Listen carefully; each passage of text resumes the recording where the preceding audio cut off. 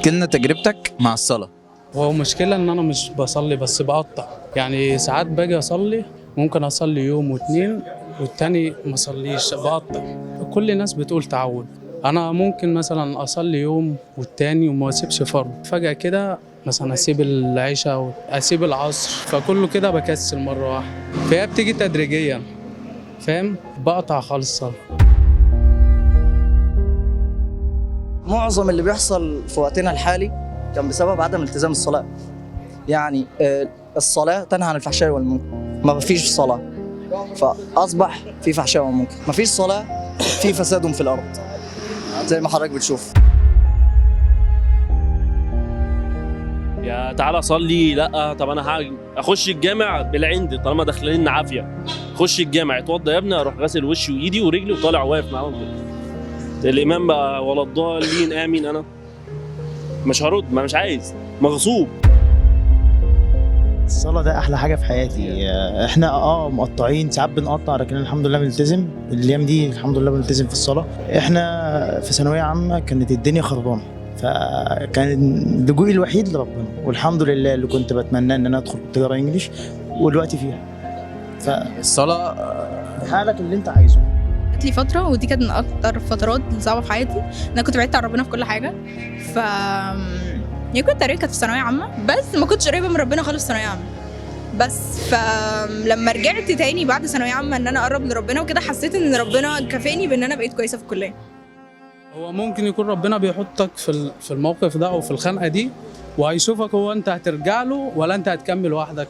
لو انت هتكمل وحدك خلاص كده انت مع نفسك، اما انت رجعت له فخلاص هتحس بالهدايه بيبتليك النفسيه. هو بيجيب الحاجه دي ويشوفك انت هترجع له ولا هتكمل وحدك. ازاي توصل ان انت تنتظم في الصلاة؟ خش العلماء واسمع، خش اسمع كده عن عذاب النار أو عذاب القبر، فيبدأ يحكي لك كل تفصيلة منهم. لا، موت بجد. واللي ما يخافش يبقى مش إنسان، ما عندوش ذرة إيمان.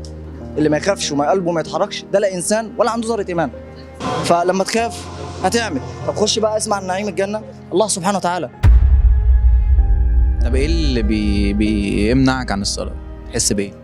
هو الواحد بيتلهي برضه عشان في الجامعه وهنا وهنا، فاهم؟ ساعات لما بفتكر في الجامعه بروح اصلي، عندنا مصليه في الجامعه.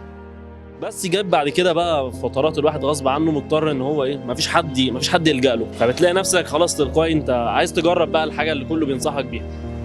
لما بتجرب مره واتنين بتلاقي قلبك ارتاح، فتلاقي نفسك تلقائي في حاله خشوع كده، حتى دي عينك دمعت لوحدك، جسمك بيرتجف كده، قلبك بيرجف من جوه، فغصب عنك بتلاقي خلاص انا عايز بقى التزم. حتى لو مشيت على سطر وسبت سطر برضه بيبقى الموضوع في دماغك، ونفس الفكره والاحساس بيبقى في دماغك، عايز تجربه تاني. ايه الفرق اللي حصل في حياتك قبل الصلاة وبعد الصلاة؟ بقيت حاسة إن ربنا راضي عني وحاسة بسكينة كده، وأهلي بقوا واثقين فيا في كل حاجة بعملها عشان عارفين إن أنا الحمد لله كنت كويسة من ربنا. قول لي الفرق بين قبل ما تصلي وبعد ما.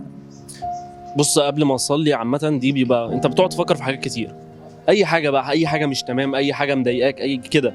لما بتدخل الصلاة وانت فعلا حاسس ان انت لا انا عايز اصلي، انا عايز اهرب من الهم اللي عندي دوت، ما تنامش، روح صلي، اقف كده قدام ربنا، اقرأ سورة معينة تكون انت مثلا حافظها واقعد اقرأها. بالذات سورة سيدنا يوسف، لان هي يعني سمعت ان هي احسن سورة في القرآن، لان هي بدأت بالحلم وانتهت بتحقيق الحلم.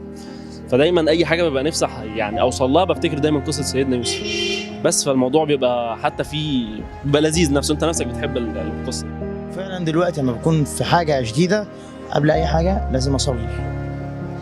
هتصلي وربنا هيقف جنبك، مش حد يعني. بس انتظام الصلاة يعتمد عليك انت وعلى ارادتك. الصلاة التزام، بدأت بالصلاة والتزمت بيها وعندك الإرادة وحققت الهدف بتاعك، نشأت الهدف بتاعك، وصلت للهدف. أول حاجة شروط التزام الصلاة هدف أو غاية، انت بتعمل الحاجة دي ليه؟ كلنا طمعانين في رحمة الله، ماشي ما اختلفتش معاك، بس انت عملت ايه عشانها؟ أول حاجة هدف صحيح، تاني حاجة إرادة قوية، مع تحقيق الهدف إرادة. بس الهدف والإرادة ان انت تحقق الهدف. طبعا. يعني انا مره في يوم اتخنقت، فعلا اتخنقت قوي في اليوم ده، فنزلت الفجر دخلت الجامع، قعدت اقرا قران كتير يعني، وحسيت براحه نفسيه وصليت كده وكنت مبسوط قوي ومروح. يعني رغم ان اليوم ده كان فيه مشاكل كتير، بس انا بعد ما قرات قران وصليت الفجر وانا مروح كده خلاص حسيت براحه نفسيه وكل اللي كان حصلان معايا ده نسيته عادي ومش فارق معايا. الصلاة خشوعها لا يصل لها إلا من يحب. يقول لك كان بيجري عشان يلحق ليلى، فكان رأى مصلين فراح، هم شافوه فقالوا لماذا لم تأتي معنا، يعني ليه ما جيتش تصلي معانا؟ فقال لهم انتوا ازاي انتبهتوا ليا وانتوا بتصلوا وانا ما انتبهتش لكم، ما شفتكوش وانا رايح لليلى.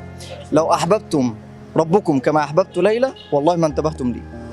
فلا يصل للخشوع الا من احب، دي خلينا متفقين عليها.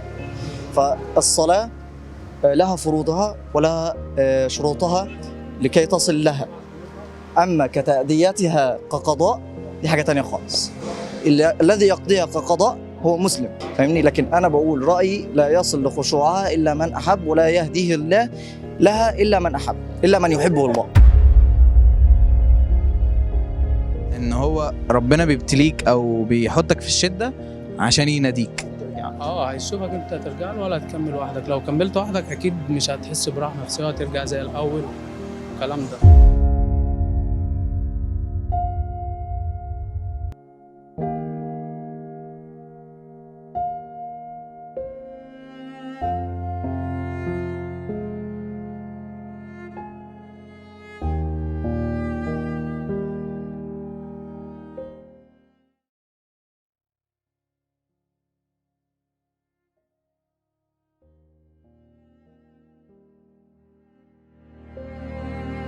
فموافق ان اللقاء ينزل؟ اه اللقاء لو اتصور ما ينفعش يتمثل، قشطه نحط كوميكس وتريقه وكده. قشطه انا متابعاكوا اصلا.